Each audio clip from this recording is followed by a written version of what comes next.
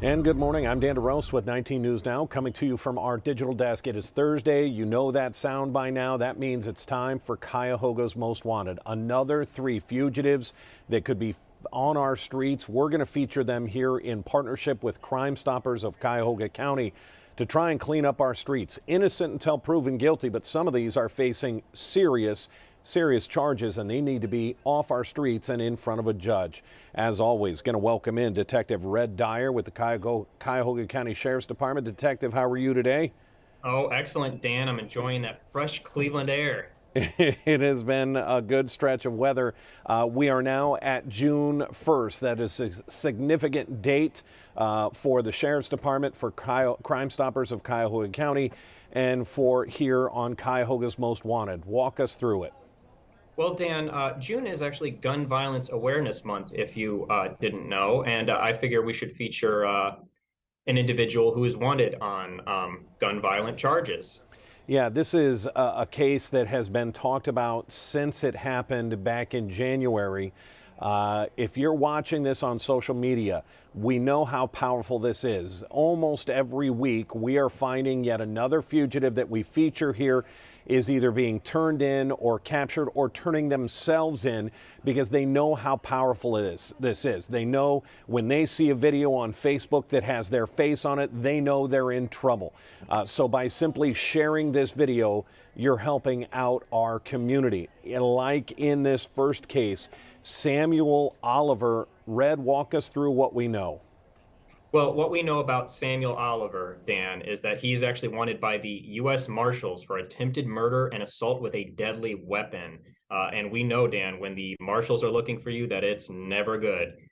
This incident is alleged to have occurred in January of 2023, as you mentioned, at an Amazon facility in Bedford Heights. Now, I want you to imagine, Dan, going to work like any other day, maybe getting into an argument with a coworker like many people have, and having that coworker pull a gun out and shoot you with it.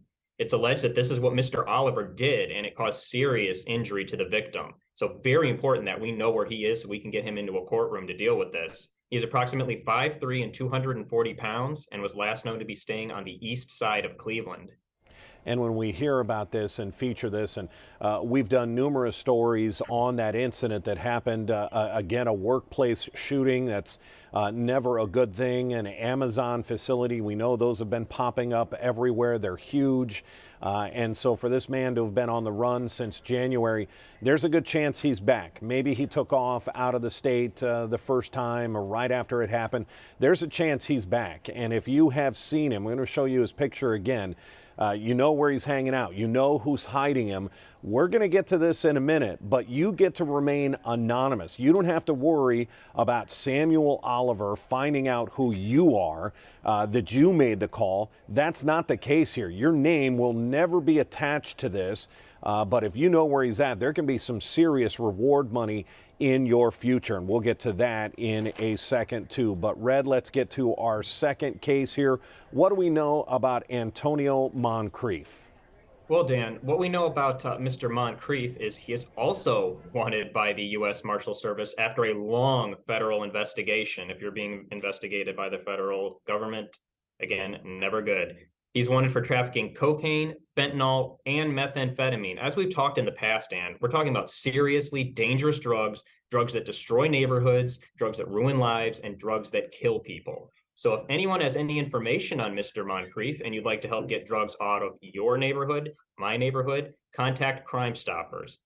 Mr. Antonio is approximately 5'9" and 191 pounds and was last known to be staying in the 9600 block of Union Ave on the east side of Cleveland.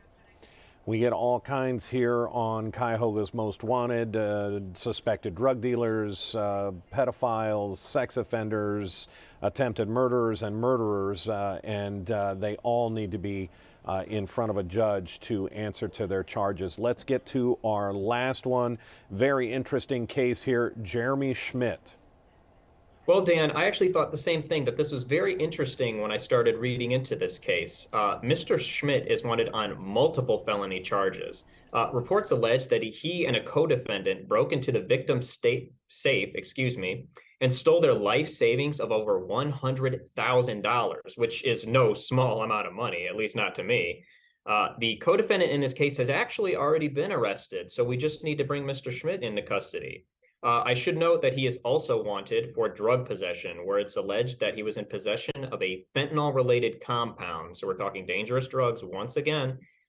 Jeremy is 5'11" and approximately 200 pounds, and was last known to be staying in the 11,000 block of St. Mark Avenue in Cleveland. And just in case you are wondering, safe cracking is an actual charge. That is a crime on the books that you can be charged with here in the state of Ohio.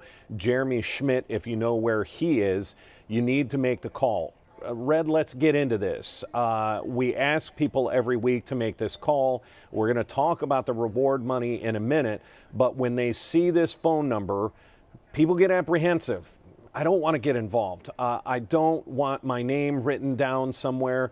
I don't want this to go to court and some attorney somewhere says, hey, by the way, it was a call from John Smith that led to this arrest. Walk us through why that doesn't happen. Well, Dan, that doesn't happen because we don't have caller ID, we don't record phone calls, we don't ask for any of your information. In fact, everything is referenced through an anonymous tip number.